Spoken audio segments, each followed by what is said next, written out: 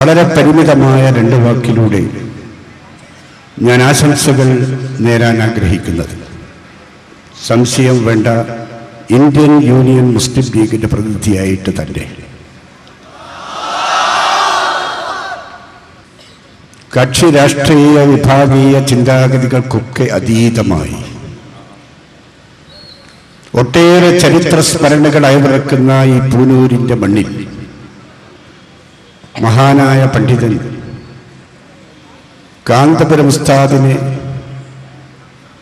നമ്മൾ നെഞ്ചേറ്റുകയാണ്, നമ്മൾ അഭിവാദ്യങ്ങൾ അർപ്പിക്കുകയാണ്. പ്രസ്ഥാനത്തിന് നേതൃത്വം കൊടുക്കുന്ന ഉസ്താദിനോട് എനിക്ക് അപേക്ഷിക്കാനുള്ളത്, നമ്മുടെ പ്രസ്ഥാനങ്ങളൊക്കെ വളരുകയാണ്, പടരുകയാണ്, പന്തലിക്കുകയാണ്. അതോടൊപ്പം ശുചീകരണ പ്രവർത്തനങ്ങൾ, പ്രവണതകൾ ഒരു ക്യാൻസർ പോലെ സമുദായത്തിൽ എവിടെയും എപ്പോഴും ഉയർന്നുകൊണ്ടിരിക്കുകയാണ്. ആ ഓരായത്തിന്റെ അകൽച്ചയുടെ ഓരായത്തിലൂടെ നമുക്ക് ചോർന്നു പോകുന്നത്, നമുക്ക് നഷ്ടപ്പെടുന്നത് വളരെ വളരെ വിപുലമായിട്ടുള്ള സാധ്യതകൾ ആണ് എന്ന തിരിച്ചറിവ് കൂടി നമുക്കുണ്ടാകേണ്ടതായിട്ടുണ്ട്.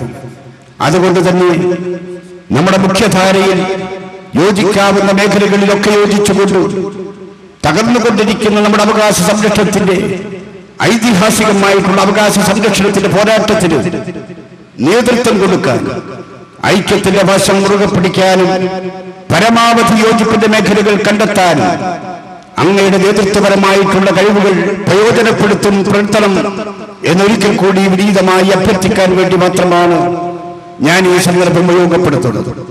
ഈ സമുദായത്തിന്റെ ഹൃദയത്തിന്റെ അഗാധതയുടെ അടിത്തട്ടിന്റെ ആഴത്തിൽ ഉയർന്നുകൊണ്ടിരിക്കുന്ന ഒരു സ്വപ്നം ഐക്യത്തിന്റെ പാശം മുറുകെ പിടിക്കുക എന്നത് തന്നെയാണ്.